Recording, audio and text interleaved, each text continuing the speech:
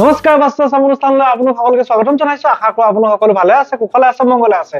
আজি আপোনাৰ আলোচনাৰ বাবে লৈ আহিছে এটা অতি গুৰুত্বপূৰ্ণ বিষয় যে মকৰ ৰাশি। মকৰ ৰাশি 2025 চনটো কেনেকুৱা যাব, 2025 বৰ্ষটোৰ মকৰ ৰাশিৰ জীৱনত হ'ব লগা 7টা বিশেষ গুৰুত্বপূৰ্ণ ঘটনা আৰু এই বছৰটো শুভ কৰিবৰ কাৰণে মকৰ ৰাশি আৰু মকৰ লগ্নৰ লোকে বিশেষ কি নিয়ম পালন কৰিব। হয়, আমি চক এটা এটাকৈ সকলো ৰাশি আমি 2025 বৰ্ষটোৰ ৰাশিৰ ৰাশিফল আগবঢ়াই আহিছো আপোনালোকৰ আগত। আজি যিটো ৰাশি আপোনালোকৰ আগত লৈ আহিছো সেইটো হৈছে মকৰ ৰাশি। যদি আপোনাৰ ৰাশি মকৰ হয়, যদি আপোনাৰ লগ্ন মকৰ হয়, তেন্তে এই বিশেষ ভিডিঅ'টো আপোনাৰ কাৰণে। আমাৰ মূল বিষয়বস্তুলৈ আগবঢ়াৰ আগতে আপোনাক সকলোকে জনাইলো কিতাপৰ কথা। ইতিমধ্যে সকলোৱে গমেই পাইছে আমাৰ দ্বাৰা ৰচিত বাস্তুশাস্ত্ৰৰ ওপৰত দুখনি গ্ৰন্থ। প্ৰথমখনি গ্ৰন্থ বাস্তুশাস্ত্ৰৰ পৰিৱেশ সলনি কৰক আপোনাৰ ঘৰখন, আৰু দ্বিতীয়খনি গ্ৰন্থ বাস্তুশাস্ত্ৰৰ পৰিৱেশ সৌভাগ্যশালী কৰক আপোনাৰ ঘৰখন। হয়, এই দুখন গ্ৰন্থ বৰ্তমান অনলাইন যোগে এভেইলেবল আছে। অফলাইন যোগে বা অসমৰ কোনো কিতাপৰ বিপণীত আপোনালোকে এই গ্ৰন্থ ক্ৰয় কৰিব নোৱাৰিব। আমাৰ স্ক্ৰীনত যি নাম্বাৰ দিয়া আছে ফোন কৰিব নালাগে, হোৱাটছআপ যোগে আপোনাৰ নাম আৰু সম্পূৰ্ণ ঠিকনা আমালৈ প্ৰেৰণ কৰি যোন য'তে আছে নিজ নিজ ঘৰত থাকিয়ে আপুনি কিতাপৰ এটা কপি সংগ্ৰহ কৰিব পাৰিব।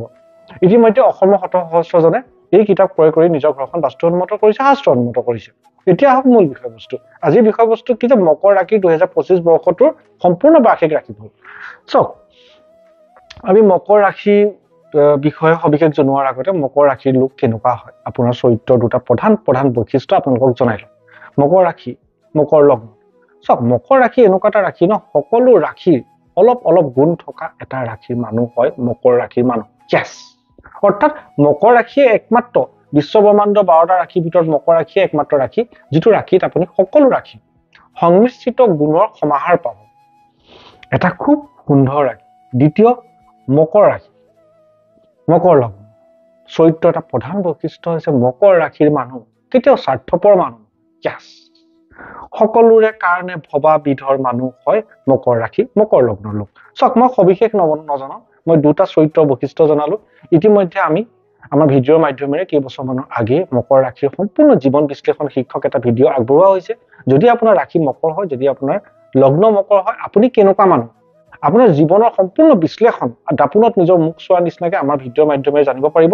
আমি ডেছক্ৰিপশ্যনত ইয়াৰ লিংক দি দিছো। যিসকল দৰ্শকে এতিয়াও চোৱা নাই মকৰ ৰাশিৰ সম্পূৰ্ণ জীৱন পৰিক্ৰমা চাই আপুনি নিজৰ বিষয়ে বহুখিনি কথা আপুনি জানিব পাৰিব। এতিয়া আহক মূল বিষয়বস্তু।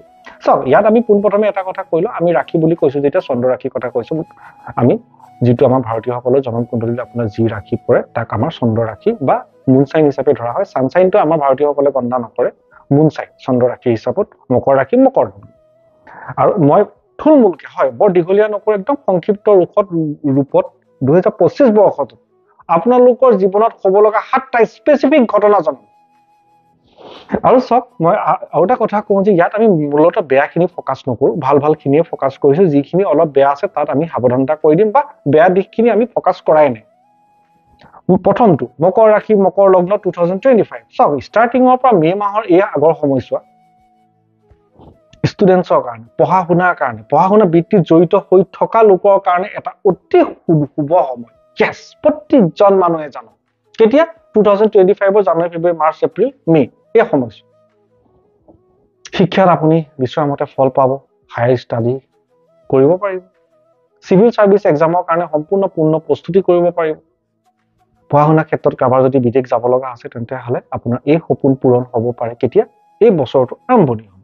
ছেকেণ্ড, চাওক, এপ্ৰিল মাহটোৰ পাছত 2025 এপ্ৰিল মাহটোৰ পাছত পাৰিবাৰিকৰ ক্ষেত্ৰত যি অসুবিধা দেখা দি আছিলে ইমান দিন পাৰিবাৰিক লাইফৰ ক্ষেত্ৰত, সেয়া এটাকৈ ভগৱানৰ কৃপাত দূৰ হ'ব।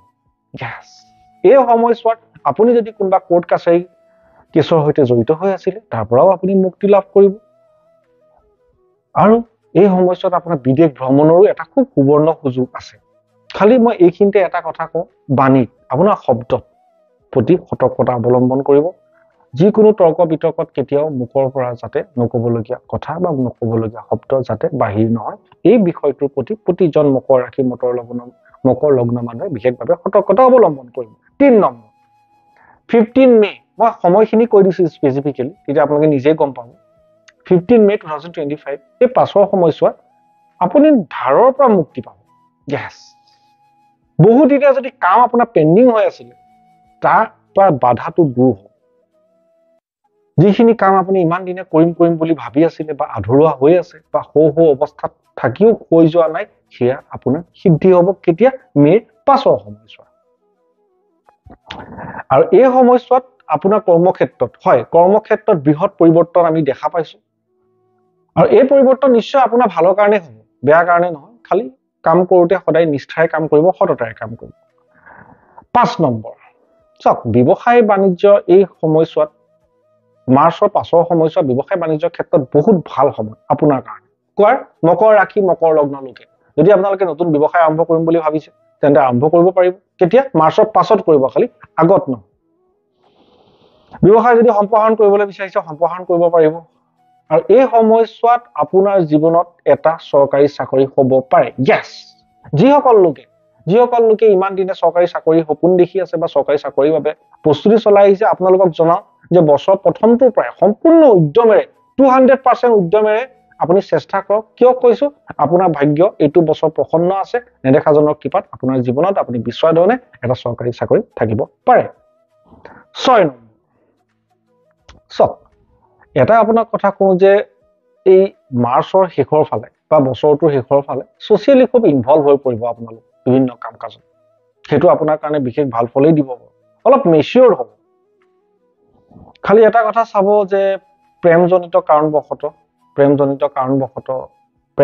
কাৰণত অলপমান সতৰ্কতা অৱলম্বন কৰিব। বাক বিতণ্ডা, যুক্তিতৰ্ক এইবিলাকলৈ নাযাব। যদি মৌলতা অৱলম্বন কৰিব পাৰে বাক বিতণ্ডাৰ সময়ত, তেনেহ'লেতো এইটো আপোনাৰ কাৰণে এটা বহুত প্লাছ পইণ্ট। সাধাৰণতে আমাৰ বাক বিতণ্ডাৰ সময়ত এটা পাৰ্টি মৌন হৈ থাকিবলৈ চেষ্টা কৰাটো জীৱনৰ সুখৰ কাৰণে, ভুল শুদ্ধতকৈ সুখৰ কাৰণে খুব ইম্পৰ্টেণ্ট বিষয়। প্ৰতিজন মানুহে এইটো কথা জানে। তাৰোপৰি কামত সুফল পাব, আপুনি কৰা কামৰ স্বীকৃতি পাব। যি পৰিশ্ৰম কৰি আছে সেই পৰিশ্ৰমৰ সুফল দিব নেদেখাজনৰ কৃপাত। ইয়েছ। 7 নম্বৰ আৰু অন্তিম, চাওক, এইটো বছৰ আপোনাৰ মকৰ ৰাশিৰ কাৰণে সম্পত্তি লাভ আছে। চাওক, প্ৰকৃততে কি হয়, মকৰ ৰাশিটো শনিৰ ৰাশি হয়। এনেও এইকেইটা ৰাশি মূৰৰ লেজ কিন্তু লাভত থকা ৰাশিয়ে হয়, কাৰণ শনিয়ে দেৰিকে হলেও, শনিয়ে সদায় দেৰিকে দিয়ে। ইয়েছ, এইটো কথা মনত ৰাখক, সোনকালে নিদিয়ে। দেখিছো মকৰ ৰাশি মানুহৰ লেট বয়সত বহুতখিনি ভাল হয়। তাৰোপৰি 2025ত আপোনাৰ সম্পত্তি লাভ আছে, নতুন ঘৰ বনাব বিচাৰি আছে যদি সেয়া সপোনো এই বছৰত পূৰণ হ'ব।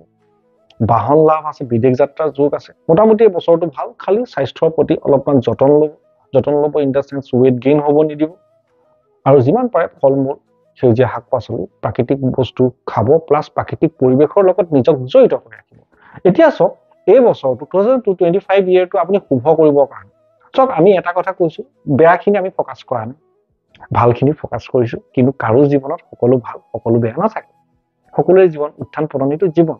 গতিকে এই বেয়া যিখিনি আপোনাৰ মোৰ জীৱনত আছে, তাক নুই কৰিবৰ কাৰণে আমি একদম সৰু দুটা নিয়ম দিছো আপোনালোকক। প্ৰতিজন মানুহে 1 পইচা খৰচা নকৰাকৈ কৰিব পৰা অলপমান শ্ৰম দান কৰিব লাগিব।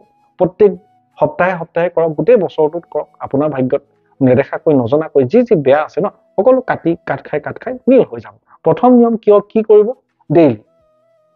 ডেইলি ৰাতিপুৱা শুই উঠি গা ধুই এবাৰ গায়ত্ৰী মন্ত্ৰ জপ কৰক। ইয়েছ, গায়ত্ৰী মন্ত্ৰটো মুখস্থ কৰি লওক, গায়ত্ৰী মন্ত্ৰ জপ কৰক, যথেষ্ট সুফল পাব মকৰ ৰাশি, মকৰ লগ্নৰ প্ৰতিজন ব্যক্তিয়ে। ছেকেণ্ড, চব শনিবাৰ দিনটো সম্পূৰ্ণ নিৰামিষ হৈ থাকিব, শান্ত হৈ থাকিব, শিষ্ট হৈ থাকিব, সাত্বিক হৈ থাকিব শনিবাৰ দিনটো। এই শনিবাৰ দিনটোত মাছ মাংস কণী নাখাব, মাছ মাংস কণী মদ নাখাব, নুচুব। আৰু এই শনিবাৰ দিনটোত আপুনি প্ৰত্যেক শনিবাৰে হনুমান চালিচা পাঠ কৰক। একচুৱেলি হনুমান চালিচা প্ৰত্যেক শনিবাৰে নহয় বাৰু, গোটেই বছৰটো পাঠ কৰক, অত্যন্ত সুফল পাব। ইয়েছ, এই দুটা নিয়ম মকৰ ৰাশি প্ৰতিজন ব্যক্তিয়ে পালন কৰক, গোটেই বছৰটোত যথেষ্টখিনি সুফল পাব।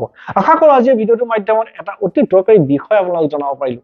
যিমান পাৰে ভিডিঅ'টো শ্বেয়াৰ কৰক, অসমৰ চুকে কাৰণে শ্বেয়াৰ কৰক। যিমানে মানুহে জানিব সিমানে মানুহ উপকৃত হ'ব। আপুনি শ্বেয়াৰ কৰা এটা ভিডিঅ'ৰ পৰা যদি এজন মানুহ বা এটা পৰিয়াল উপকৃত হয়, তেন্তে সেয়াটো এক ডাঙৰ পুণ্য যি আপোনাৰ জীৱনত সংযোজন হ'ব। আমি সকলো জীয়াই আছো কিয়? পুণ্য অৰ্জন কৰিবলৈ, পুণ্য সঞ্চয় কৰিবলৈ, আৰু আমাৰ জীৱনত এটা পুণ্য সংযোজন কৰিবলৈ। ধন্যবাদ।